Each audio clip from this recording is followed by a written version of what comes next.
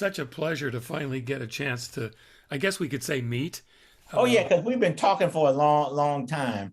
Um, we sure have. And Oliver, thank you for the time and the patience and the commitment to getting this project. oh no problem. And like I told you, you got the score now, and I've got all the parts that Jim and those guys played. So I've got all of them. I'm gonna try to see if I can get IU to do it next year. I'm Well, gonna what talk. I'll do too is I'll make sure once we're done all this, I'll send you a clean copy of the newly copied score Okay, without the annotations. okay. So then you can print a beautiful set of parts Yeah, and off of yeah, that. that would be good because I've got one. They got marks on them and stuff, but people like that because it's kind of authentic. Of course. Oh yeah, but Dad really enjoyed going to Eastman and actually working there with the students.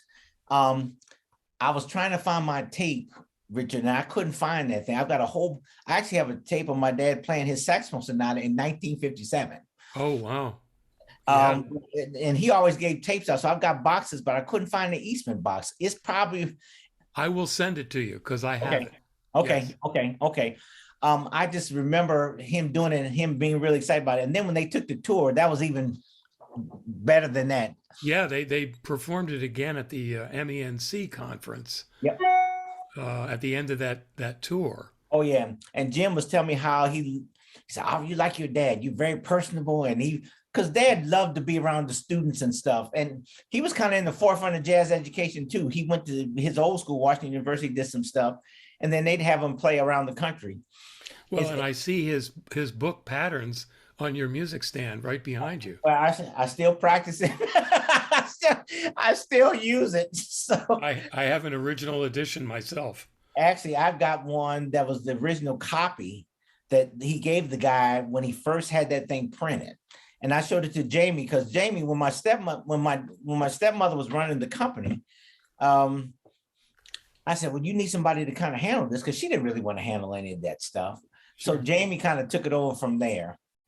Okay. Okay. I can't remember who. I think I bought it directly. Yeah, because they printed them themselves. Well, what That's happened, Rick, yeah. they had an addressograph printer, Hmm. and Dad bought this printer, so he had a room in the house, and they would print this stuff by themselves. That's the copy I have because Yeah, that's the vintage. yeah, and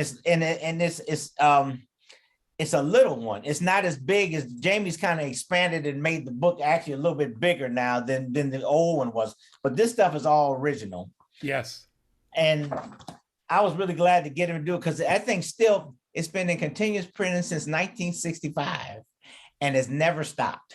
I believe it. My copy has the sort of plastic spiral. Oh yeah, oh yeah, oh Yeah, yeah. yeah.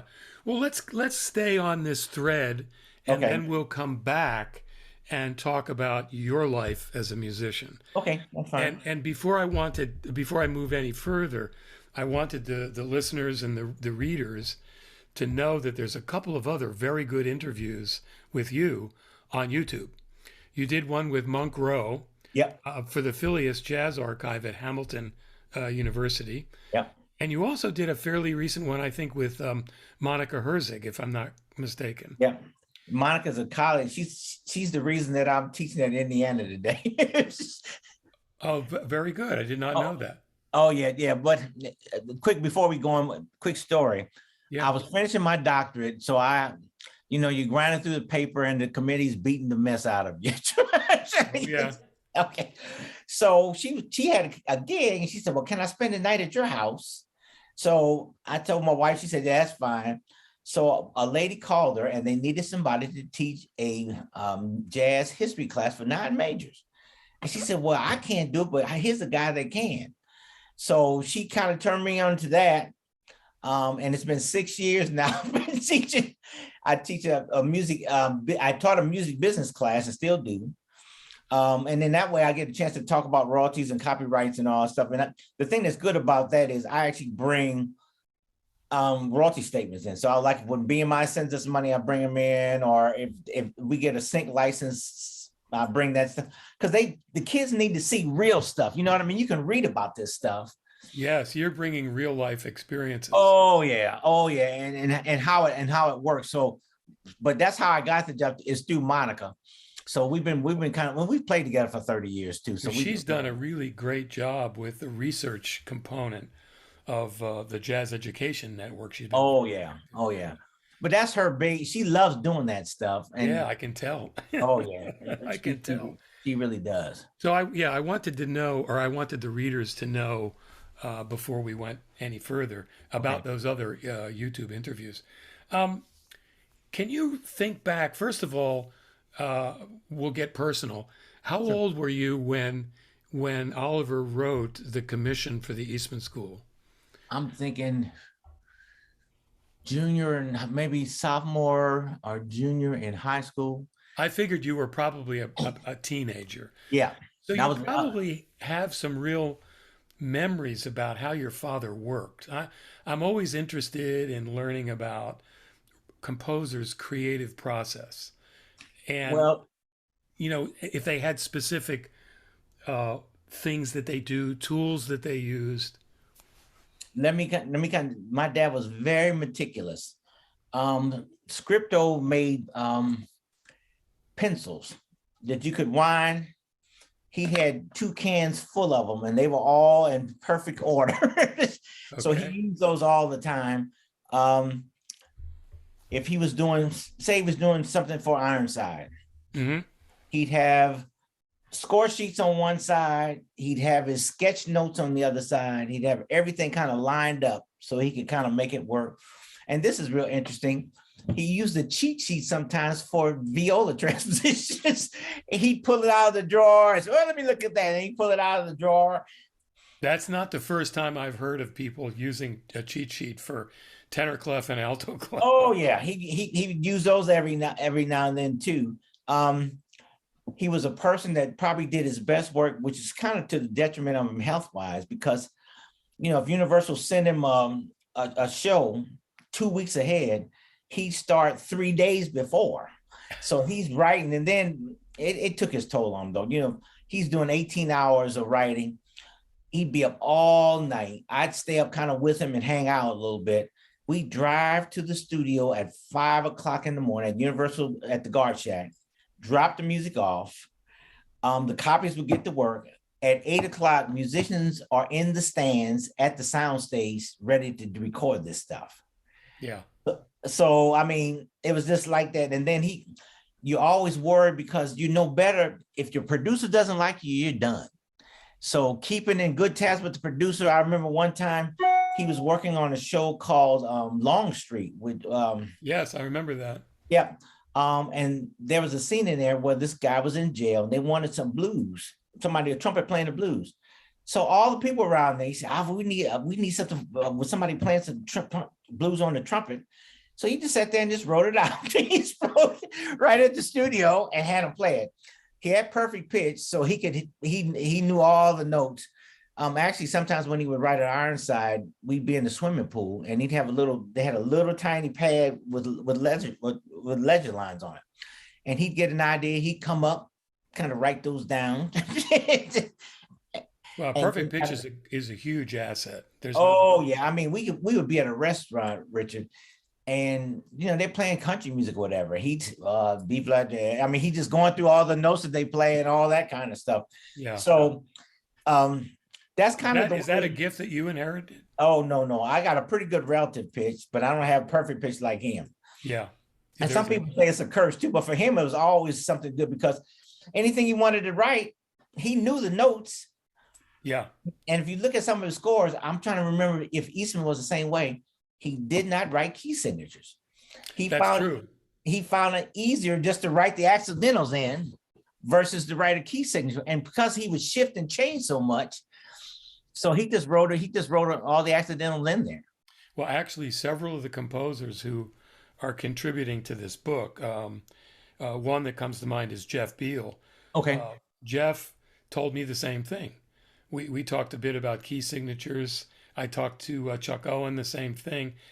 That so much of what we do now is so chromatic that it's all, declaring a key signature is almost more of an impediment and a burden, Sure.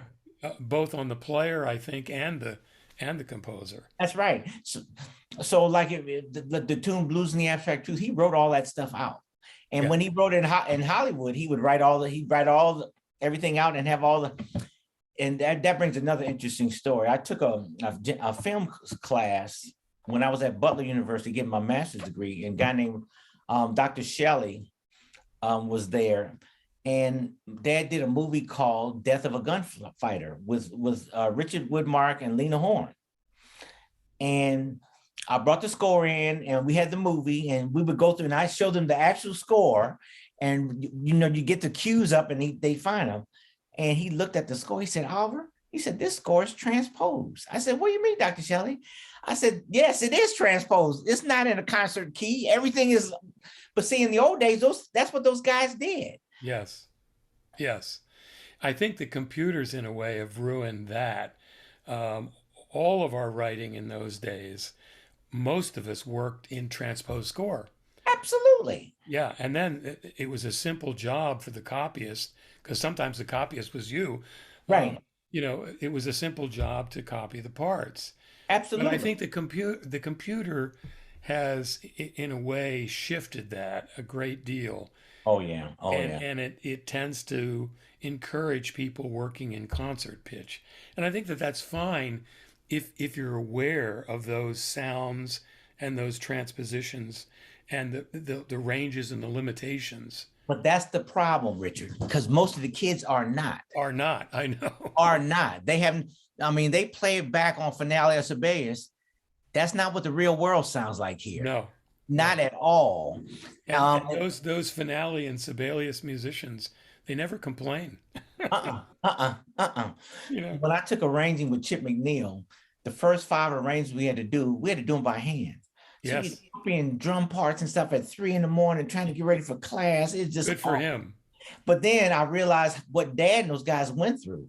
But you know what? It's a skill set. It's like playing an instrument. He got so good at it, he could just do it. Yeah, yeah.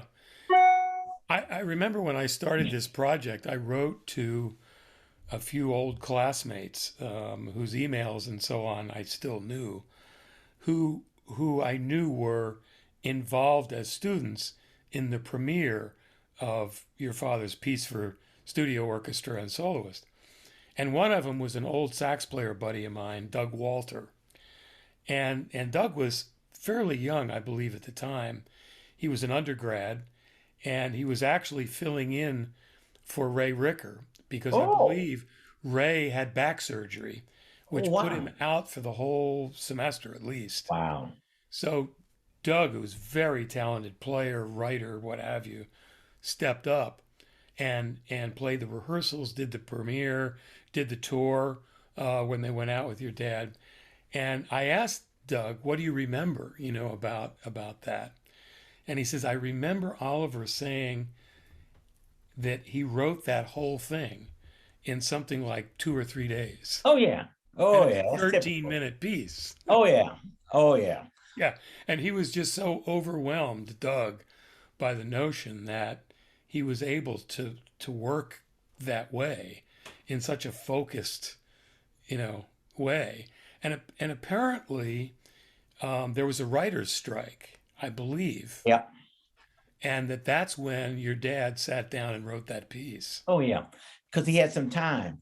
But I Yeah, think I think the reason, Richard, that he was able to do, I think Hollywood prepared him for that. Because you get tight deadlines. The My dad's reputation around Universal was he was good and fast. So if you yes, got a crappy show that needs something to kind of put it together, you call him and he can come in and kind of do that stuff for you. sure, But sure. I heard Bob Brookmeyer give Dad one of the biggest compliments I've ever. He said, Oliver, do you ever write a bad score? Now, this is Bob Brookmeyer, Yeah. great trombonist and great writer. Oh, an amazing writer. Yes, Oh, yes. And he's sitting there telling my dad that. And that I said, wow, that's huge. yeah. That is very huge. Oh, Very. yeah. Oh, yeah. Do you remember anything before, during, or after that premiere that your dad may have talked about that residency and that piece? He just talked about the people. He talked about Raven Wright and what a wonderful guy he was. And Yes. he also talked about the musicianship of the Eastman students. Just 100%. professional. I mean, that's basically what they were. Well, that's not an easy piece. Oh, no, no, no. It's not easy at all. No. And then at the end, of course, it's got some, well, Dad was experimenting with all kinds of stuff. Yeah. He did a piece for Berlin called Berlin Dialogue for Orchestra. Yes, I've heard it. And he had the guys play forward, and then he had them play it backwards. So and he was really getting into serialism. He studied with a guy named Tremblay, George Tremblay. And George was kind of a guy in California that was introducing serial composition to a lot, to Quincy and all those guys. They were kind of looking at serial composition. So Dad would talk about the tone roll, and actually in the patterns book, there is a tone roll in there. He Yes. put it on. Yeah. Yes. So Some of your dad's classic language is in that book. oh, there's no question about it. And Yeah. of course, as you listen to the piece and know it, there's the Hollywood influence was there, because that's what he was doing most of the time. Right. So he came up with some pretty unique ideas. Actually, I was out walking this morning and I knew we had to talk. So I'm just kind of going through my mind how the piece was and all that. And one thing I really remember was a dee dee dee dee dee dee dee doo doo. Yes. Yeah. I remember that, and then I remember ba ba ba ba ba ba ba ba ba ba ba ba ba ba. And of course, he used that stuff in Hollywood.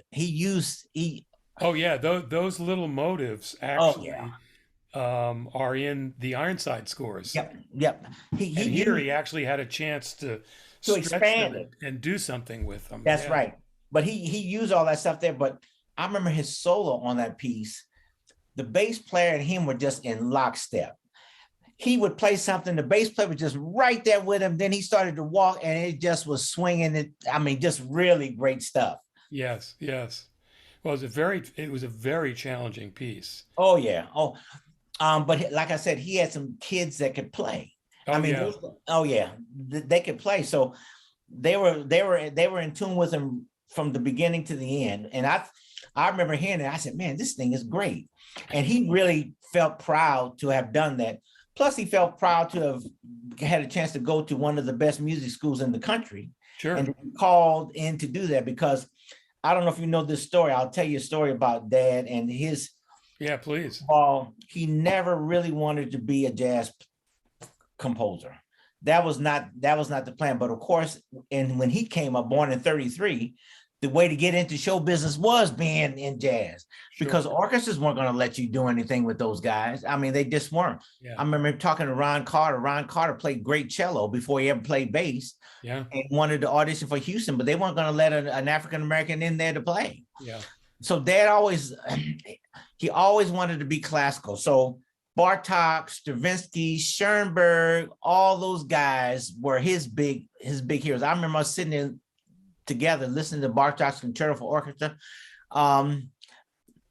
And if you listen to one of his solos, he did a song on one of the album, I think it's on his Mooseville album, called All the Way, and he quotes Bartok in his cadenza. And then he takes it and changes keys with it and does all kinds of really pretty neat stuff. So well, that explains a lot of his jazz scores. Absolutely. Yeah. That stuff has a definite influence on what he was trying to do all the time. And what would really bother him, and David Baker too, because David was a great writer. Oh, yes. Oh, yeah, a really great writer, is that they were never recognized in that field. Zubin Mehta and those guys, because Zubin was actually conducting in LA at that particular time. So Zubin would call Dad in. Of course, they'd only call him on Black History Month. They'd only call him, and then he kind of call him in and wanted to play saxophone, put a quartet together, and kind of play on the side. So they never really, Dad was up for Pulitzer Prizes. They weren't giving African Americans Pulitzer Prizes back in those days. You're exactly right. Yeah. Oh yeah, today he would have had no problem getting any of that stuff, but back in those days, so he never really wanted to do that. But the thing that I love about my father was he followed his own thing. I mean, he did all the stuff in New York he wanted to do. Then he said, you know what? He always wanted to be a film composer because he listened to the Newman Brothers and, and all those guys.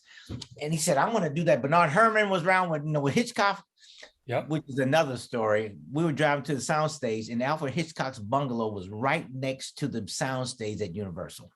So one day dad is recording and we see this big black Mercedes pull up. Hitchcock's got a big stogie in his mouth. He gets out of the car, which was really pretty cool. So he wanted to do that. So he left New York, went to California, got an agent. And it's really funny. He said he was trying to learn. He did a thing called I Love a Mystery. That was one of the first things he ever wrote out there. It was a pilot. I don't know if it ever did anything. But he said, I was writing and the trumpets were blasting and somebody might be kissing. So he had to learn, how to do this kind of stuff. But eventually he kind of figured out. Of course, Quincy was out there. Benny Carter was kind of the start of everything. Yeah. As far as the Hollywood composers, African-American ones, Benny Carter, then Q went out, and then Dad, and then of course, JJ went and did stuff. Yes. Benny Golson actually was out. Which is another story because Dad was really into electronic music. So he bought a Moog synthesizer, and I had a friend of mine just sent me a picture of his studio with that, and I have to try to send a copy of this stuff to you. Oh, I'd love to see that. Yes. Oh yeah, I mean maybe that's a picture we can use in the book. Sure. Yeah. You see sine wave generators and sawtooth generators, and he's hooking this stuff. But the Moog was there, and he actually flew to see Robert Moog to learn how to do this thing. And that thing cost $12,000. This is back in the 60s and 70s. It was a ton of money, but he was really interested in it. So he was always looking to the next, to the next level. I think, speaking of that, I think that the University of the Arts, the place I've retired from, had Mini Moog #2. Are you serious? Yeah. Wow. Yeah, that is. I think we had Robert's like second or third, and we still do. Oh wow! It's been refurbished, and it actually works. I should have kept. Back to his interest in your dad's interest in, serious interest in classical music and classical composition. I find it very interesting that some of his pieces from that period didn't even have a jazz solo in them. Mm-mm. One that comes to mind that I distinctly remember because I started my career as a junior high band director in upstate New York. And I bought a piece because I knew it before I bought it. And it was Oliver Nelson's Majorca. Oh, sure. Yes. Yep. And there's no jazz solo in the piece. Oh, no. And actually, that was written in a piano book. And someone made a concert band arrangement of it. Yeah, and that worked beautifully. Oh yeah, and then Dad recorded it on Full Nelson too, with Woods and all those guys. That's the record. There was and there was no solo in there at all. Right. And actually, on the Kennedy Dream album, there's a part in there called "Day in Dallas." Yes. Phil Woods is playing the lead clarinet, and there's no jazz in it at all. That's right. And so I found it interesting when I was analyzing the piece for studio orchestra and soloist that there's a beautiful melody in the middle of that. Sure. That your dad plays as well as maybe the violins, I can't remember, that has the same shape as Majorca. It's so interesting to look at a composer's more mature later work because everything feeds into those. Oh, pieces. Sure.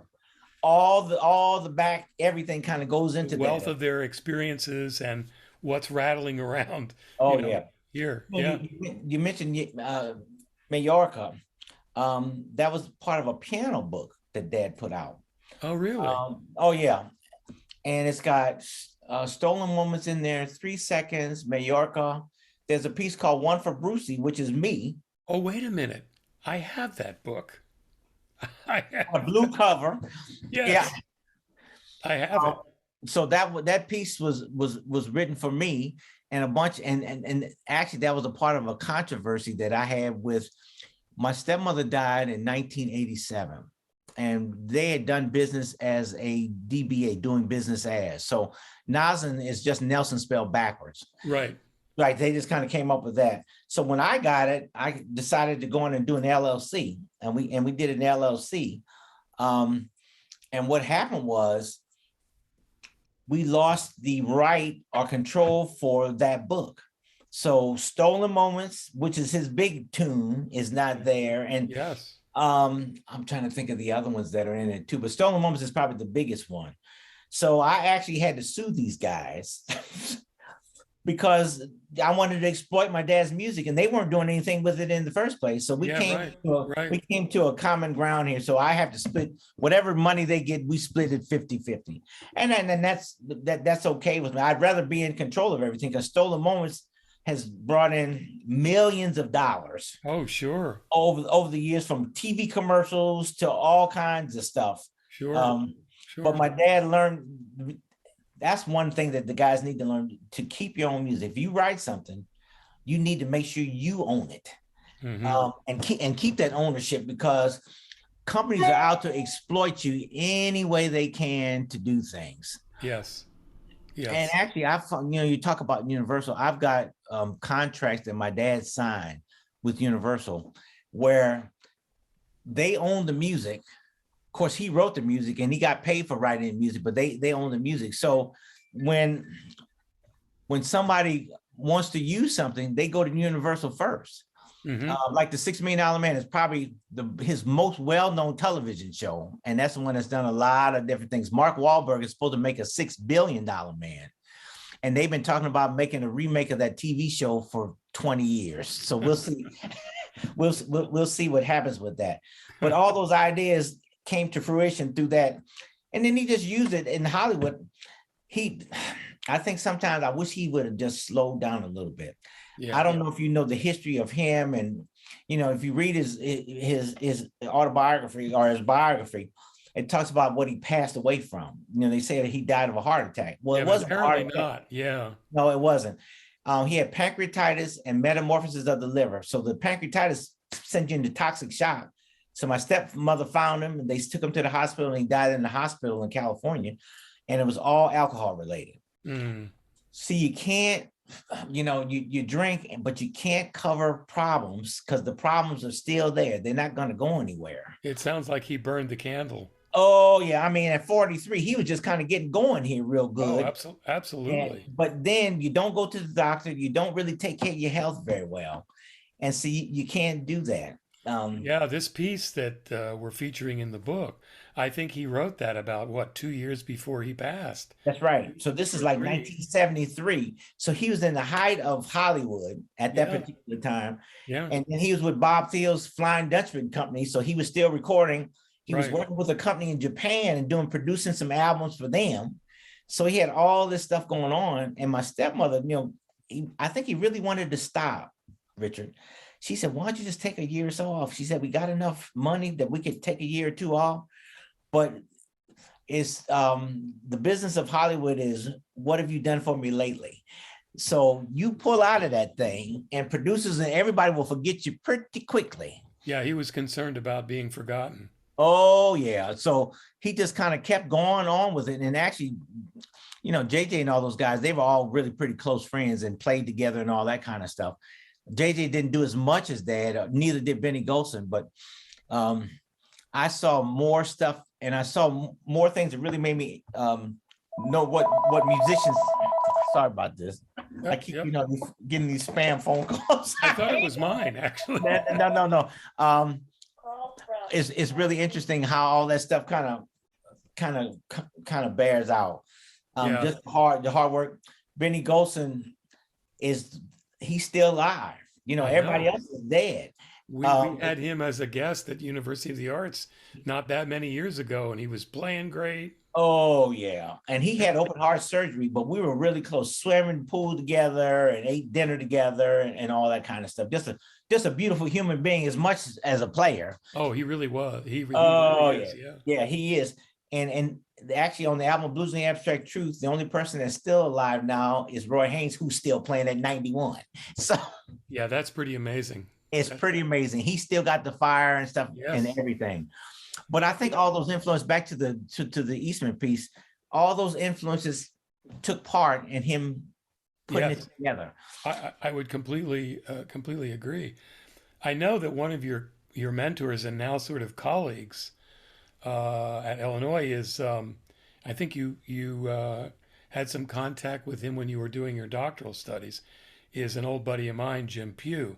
Absolutely. And as it turns out, Jim Pugh was in, as a student way back in 1972, was in the studio orchestra that premiered the piece. So I wonder if you've ever had any conversations with Jim about that particular piece and about the tour and about that moment. Absolutely. Jim and I talked about it a lot.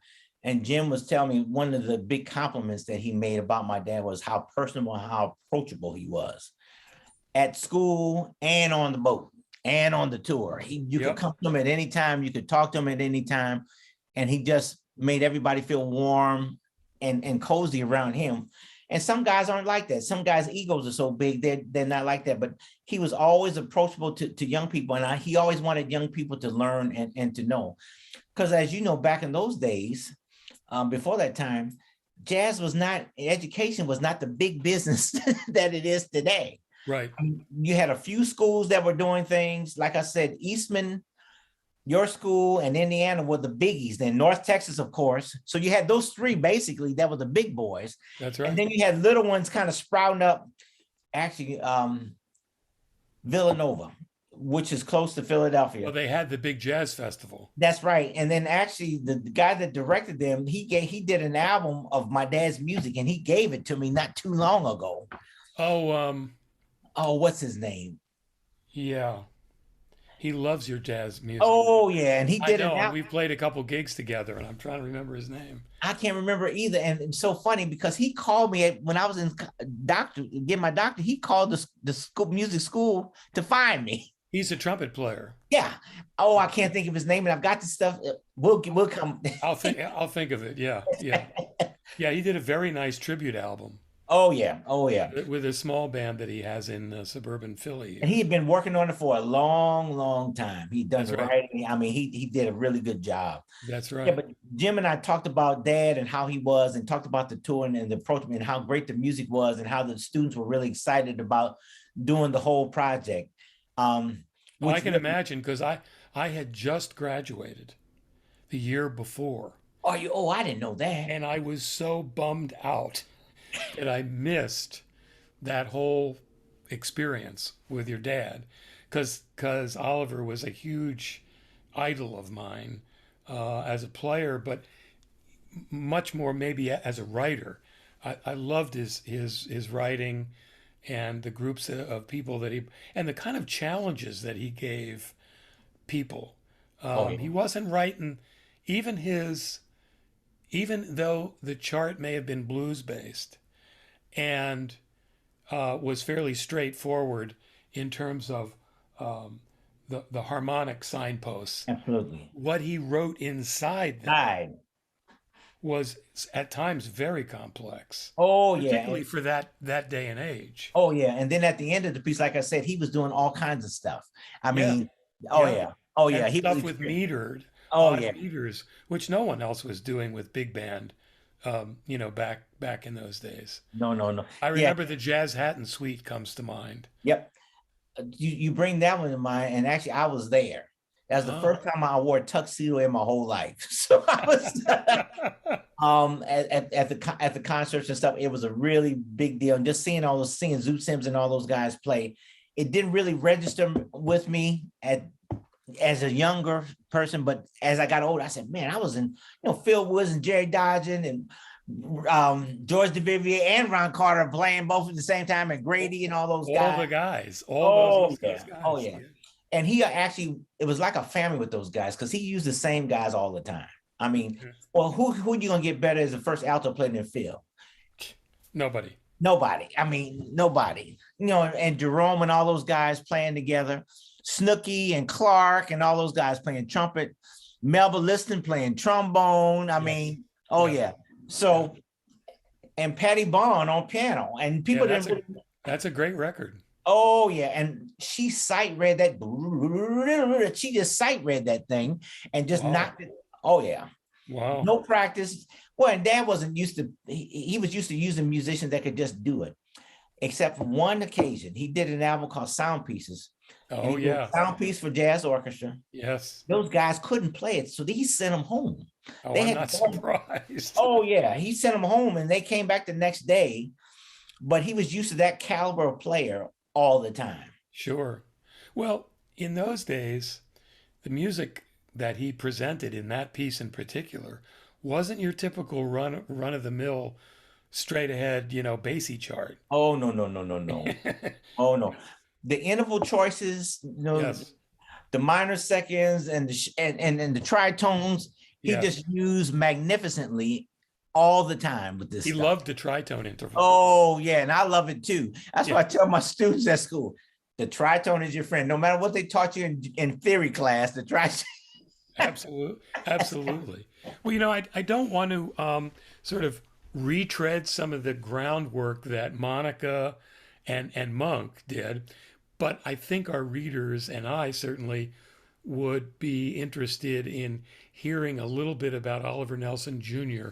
as a musician, Okay. a little bit about your life. My life has taken twists and turns. Um, and actually, I'm really becoming the musician that I wanted to be probably 30 years ago right now. Well, good for you. Um, and I just was really lucky and blessed to be able to get the chance to do that because a lot of people can't do that. That's right. So my background is I have a bachelor's degree in music ed that I got from Andrews University, a little church school in Berrien Springs, Michigan. 20 years later, I got my master's degree in classical flute performance. I studied with the principal of the Indianapolis Symphony here. 19 years later, I got my doctorate degree from the University of Illinois. And the interesting thing about all those stops were I was trying to take care of a family. Yeah. So when you try to take care of a family, I ended up working for the state of Indiana Energy Office, which has nothing to do with music, with a bachelor's degree in music education, nonetheless. Yeah. Yeah. And I got a chance to do that. Then I worked for the gas utility company here in Indianapolis. And the president of the company at the time felt that if you got a degree, you were going to be a better person. So they paid for a full degree, books, fees, everything. So I said, well, can I go and study and get this flute degree? So they paid for me to get a master's degree in flute performance. Wow, fantastic. So it was really pretty cool. Yeah. And then I worked for a company called Energy Systems Group. And what we would do is retrofits for large schools and hospitals. Say if I went to the University of Illinois and they wanted to do something at one of their large buildings, they wanted to do new lights, new heating, new cooling.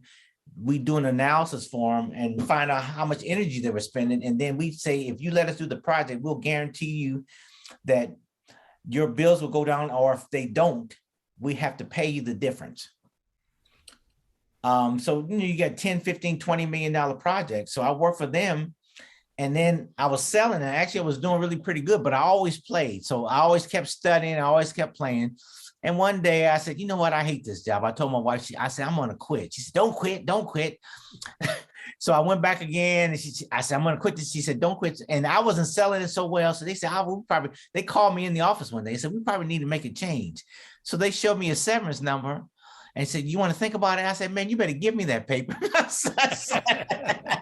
I signed it immediately. And then that fall, I started practicing and then applied to the University of Illinois because Indiana didn't have a jazz doctorate at the time. That's true. Yeah. Yeah. So I ended up paying $8,000 more a semester to go to Illinois because Indiana didn't have anything. And I studied, I would sit, Richard, I'm 56 years old. So I'm older probably than all the teachers at the music school. Yeah. I'm sitting, and we had a thing called a jazz forum at that time. And then this forum, all the kids would get a chance to get, all the groups and ensembles would get together and play for each other. And I looked one day, and it's 12 o'clock on a Friday. I'm sitting here listening to music. I said, guys my age are hating their jobs, just waiting for retirement. And here I am doing this. Yeah. And I told the kid, I said, you guys don't have to realize that this is the best time in your life. You'll never get this time back. Oh, absolutely. Oh, yeah. And so I was really happy to be able to go through that. And Chip and Jim were mentors to me, both of them. And Tito, I studied with Tito. I didn't study. I took a class from Jim, a composition class with Jim, had a pretty good experience there. And then I studied, flute with Chip, but then I studied with Jonathan Keeble, who was the head of the flute department too. So I kind of did flute was my first instrument, but on my first recital, I got a chance to play flute, jazz, flute, and classical. So I did a Renicky piece, and then I played the blues and whatever else. Yeah. Did you ever play saxophone? Yep, I did. You did. I did. I actually have dad's saxophone. When I go to New York, I might take it up. His serial number is 0026. Yamaha gave it to him. Wow. And it's got a silver body with a gold-plated brass bell and stuff. So it's a very unique instrument. And then on the later albums, you see pictures of it. And and I've got the mouthpiece and all that stuff, kind of stuff. I play, but what I found out, there's a million great saxophone players. They're all over the place. So how do you compete? How do you compete with that? So I listened to Hubert Laws and James Moody and those guys on flute, and Hubert really got me because beautiful sound, classical training, so he could do kind of pretty much anything. Yeah. So I did my last paper. I transcribed 8 of his solos and wrote about him, and I got a chance. I knew him because he actually played my first flute. My stepmother gave me a flute. He was there recording with Dad. I said, "Try this flute out, man." He said, "Man, this thing is pretty. It's pretty good." So he would actually come to California and play because Quincy would have him out there and stuff. So he'd do some freelancing. He recorded 2 albums with my dad. One is called "The Mayor Speaks." What is this guy's name? He was the first Black mayor of Cleveland, and I can't remember his name now. Carl Stokes. Oh, so Dad had to write a suite for string quartet and jazz orchestra, and Carl was reciting some Langston Hughes poems, and Hubert played on that album. And then my dad did an album called Afrique with Count Basie, and Hubert played on that album. Yes, I have that one. Oh yeah, so Hubert asked me, he said, "Man, how'd your dad find me?" I said, "Because I told him," I said, "You need to hire him to play." And I got a chance. Hubert came and was playing with the Smithsonian Orchestra in Chicago. This is about 3-4 years ago. So I got a chance to give him my doctoral paper. Oh, nice. So I made a copy of it and gave. He said, "Alfred, this is a really good representation of me and what I was doing and stuff." So I bet he really enjoyed getting. Oh yeah, he just turned 81 or 82 recently. I'm not surprised. Ron Carter is 85, so that generation is getting old. Yeah, but at least we still got him with us. That's right. So then I got a chance to teach at Illinois came around. Indiana came around. I got a chance to teach there. So I've been doing that for the last 6 years, kind of running Dad's business. And I really had no idea what it was like and how do you monetize in music? And so I've learned through trial and error of how to monetize. Somebody calls you and they want to use my dad's music for something. Well, how much do you charge them? What's the fee? An interesting story about that recently was, a couple of years ago. The more recent one is I got a call from HBO Max. They have a new television series coming out called Julia. It's about Julia Childs, the cook, the chef, and they wanted to use Yearning in that particular episode. So I got a chance to negotiate something with them.